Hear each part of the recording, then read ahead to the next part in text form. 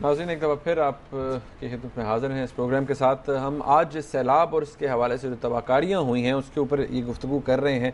और हफ्ते और एतवार के दिन दुनिया न्यूज़ ने एक स्पेशल टेलीथॉन ट्रांसमिशन भी की थी। 9 मुख्तलिफ जगह से हमारे एंकर्स ने रिपोर्ट किया था और बताया था बेसिकली कि सिचुएशन क्या है सैलाब की। इस वक्त सेठी साहब हम फ़ारूक हसन के पास चलते हैं। ये मौजूद थे कोटद्दू में और डीजी खान में। अस्सलाम वालेकुम फ़ारूक। वालेकुम अस्सलाम मुनीब। अस्सलाम वालेकुम सेठी साहब। अस्सलाम वालेकुम फ़ारूक, हमें अपनी दास्तान बताएं। कौन से MNAs हाजिर थे, कौन से MPAs नहीं हाजिर थे, DCOs क्या कर रहे थे, इंतज़ामिया का क्या रोल था, फ़ौज का क्या रोल था, लोगों की इमदाद की नहीं की, क्यों नहीं की? सही सेठी साहब, मेरे लिए एक बड़ा लाइफ चेंजिंग एक्सपीरियंस थी ये फील्ड रिपोर्टिंग इस इवेंट की। इससे पहले मैंने अर्थक्वेक कवर किया था but not in so much detail. मैं लास्ट जो था डीजी खान में था, जहां पे रोड कट गई, उसका ज़मीनी राब्ता पंजाब से मुनक़ता हो गया। मैं आज अभी 1 घंटा पहले पहुंचा हूं बड़ी मुश्किल से, हालांकि I was suppose to return yesterday night.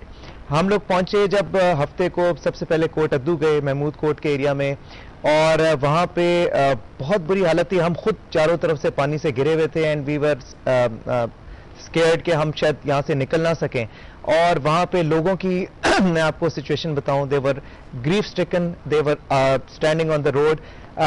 Heli service वहां पे आर्मी की चल रही थी, हेलीकॉप्टर्स बार बार आके लोगों को पानी में से निकाल के सेफर एरियाज में ले जा रहे थे। कुछ रिलीफ कैंप भी साइड पे थोड़े बहुत थे वहां पे सेटल्ड। उसके अलावा रेस्क्यू 1122 के जवान और पाकिस्तान आर्मी के जवान, ये मुझे वहां नजर आए, बोट्स में जाके ये लोगों को निकाल रहे थे। और लोग भी अपनी मदद, आपके तहत भी कुछ लोग जो थे वो हेल्प कर रहे थे, वॉलंटियर कर रहे थे। मैंने वहां के लोगों से पूछा कि जी आपके इलेक्टेड रिप्रेजेंटेटिव कौन है यहाँ के, आपके साथ हैं इस वक्त? उन्होंने नाम लिया जी हिना रब्बानी खर साहिबा का, जो कि इस वक्त मिनिस्टर भी हैं, पाकिस्तान पीपल्स पार्टी से उनका ताल्लुक है। तो मैंने उनसे पूछा कि जी वो हैं? उन्होंने कहा जी नहीं, हमने तो उन्हें कभी देखा नहीं है और हमने वोट दिया था इलेक्शन के बाद, वो नजर नहीं आई। और मैंने इस चीज का ट्रांसमिशन में जिक्र भी किया और मुझे बड़ी खुशी हुई कि अगले दिन जो है हिना रब्बानी खर साहिबा को जो है वो अपने हल्के में गई और मुझे ये रिपोर्ट मिली। और वो आई एम थैंकफुल टू दुनिया न्यूज़ के इस रिपोर्टिंग की वजह से शायद उन पे असर पड़ा और वो गई। बहरहाल मकसद यही था, क्रिटिसाइज करना मकसद नहीं था, मकसद सिर्फ ये था कि आवाज़ आवाम की जो है वो नुमाइंदों तक ज़रूर पहुंचे और लोगों को इस मुश्किल की घड़ी में वो मदद करें। अगले दिन I move to DG Khan और वहाँ पे बेसिकली खोसास जो हैं वो काफी इस वक्त भी दोस्त मोहम्मद खान खोसा, सद्दार जुल्फकार खान खोसा उनका इलाका है जी, और लगारीज का इलाका है।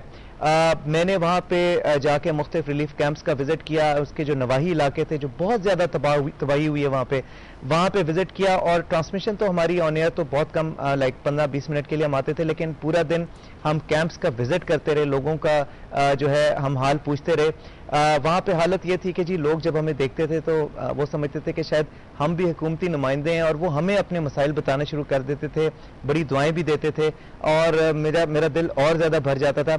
लेकिन यहाँ पे मैं स्पेसिफिकली मेंशन करना चाहूँगा, कोटद्दू में जमशेद दस्ती साहब हमें मिले, वो वहाँ लोगों के साथ मौजूद थे और मुझे बड़ी हैरत हुई। It might sound a bit funny also, लेकिन लोग उन्हें वहाँ 15 के नाम से भी जानते हैं, जमशेद दस्ती साहब को, क्योंकि वो कहते हैं कि जी इन्हें जब फोन करें, जहाँ फोन करें ये पहुंच जाते हैं। What ever his political career might be, but लोगों के लिए वो वहाँ पे मौजूद। मीडिया तो उनको पसंद नहीं करता, आवाम पसंद करती है, मीडिया पसंद नहीं करता। That's exactly what I was mentioning Sethi साहब। उसके बाद जब डीजी खान हम गए तो मैंने वहाँ पे सरदार जुल्फकार खान खोसा को भी रिलीफ कैंप में देखा, वो विजिट के लिए आए। उनके साथ DCO भी थे और इफ्तिखार साहू साहब। उसके अलावा दोस्त मोहम्मद खान खोसा जो कि एक्स चीफ मिनिस्टर भी रहे हैं सेठी साहब पंजाब के, उनको मैंने देखा कि बहुत एक्टिवली और उन एरियाज में जा रहे थे, रिमोट एरियाज में, जहां तक मेरा ख्याल में कोई भी नहीं शायद गया था। और वो मुझे बता रहे थे कि डेविस्टेशन का स्केल इतना ह्यूज है, इतना इनॉर्मस है, इतना बड़ा है कि सारे एरियाज एक दिन में या 2 दिन में कवर करना मुश्किल है। लेकिन फिर भी वो जा रहे थे और 5-5 मिनट वहां पे रुक के लोगों से मिलते थे और हौसला देते थे, तसल्ली देते थे। मुझे ये देख के बहुत खुशी भी महसूस हुई कि एटलीस्ट हमारा जो यंग टैलेंट है, यंग पॉलिटिशियंस हैं, वो एटलीस्ट उनके दिल में ये चीज जो है वो है। उसके बाद जब हमने ट्रांसमिशन डीजी खान से की तो वाहिद शख्सियत जो कि उस इलाके से बिलोंग नहीं करती, और उसका ताल्लुक फैसलाबाद से है। राजा रियाज साहब जो सीनियर वजीर हैं पाकिस्तान पीपल्स पार्टी के पंजाब में, वो हमें वहां पे नजर आए। हमने उन्हें क्रॉस किया उनकी गाड़ी को।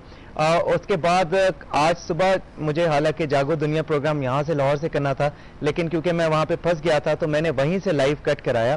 तो राजा रियाज साहब का फोन आया कि मैं ये आपकी ट्रांसमिशन देख रहा हूं और मैं भी लोगों से बात करना चाहता हूं, और वो हम जहां से एक छोटी सी जगह से कर रहे थे वो वहीं पे पहुंचे। फारूक, और आज थैंक यू, बड़ी मेहरबानी। हमारा यही मकसद था कि हम हाईलाइट करें कि हम उन इलाकों में जाएं जहां लोगों को सपोर्ट की ज़रूरत है, और हम याद दिलाएं उनके रिप्रेजेंटेटिव्स को कि हम देख रहे हैं, आवाम भी देख रही है।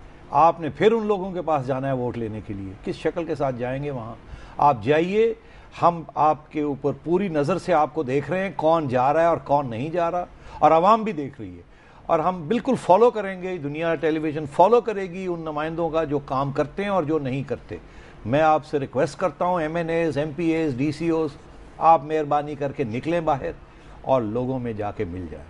जो कुछ कर सकते हैं उनके लिए कीजिए, नहीं तो फिर ये मीडिया आपको माफ़ नहीं करेगा और लोग तो भूलेंगे नहीं बिल्कुल। मैं खुद जब जाफराबाद गया सेठी साहब, तो इनिशियली एक बात मैं ये बताता चलूँ, जब ये सारे इनफैक्ट मौजूद थे और मुख्तलिफ जगह से नौशहरा में हो रहा था रिपोर्ट, हर जगह से सक्कर से हो रहा था, घोटकी से हो रहा था, तो जब ये कोई बात मेरी कानों में पड़ती थी कि जी कोई रिलीफ का काम यहाँ पर हो रहा है, आर्मी कर रही है किसी तरफ से, तो वो मुझे बड़ा वहाँ पर अजीब साउंड कर रहा था। क्योंकि जिस दिन मैं जाफराबाद पहुँचा हूँ वहाँ पर रिलीफ का काम तो छोड़ दीजिए ना, एक किसी जगह बैनर भी नहीं लगा हुआ था कि सैलाब ज़दगान के लिए कोई बैनर भी नहीं नजर मुझे पूरे। मैं वो डेरा वाला यार, वहाँ के MNA और MPA सलीम खान साहब हैं, जी ये सूबाई वजीर हैं, और चंगेज खान साहब हैं, MNA। अब ये नजर आए आपको? इनकी बात हुई कहीं? अब मैं आपको बताता हूँ, पहले दिन हफ्ते वाले दिन मुझे कोई नजर नहीं आया।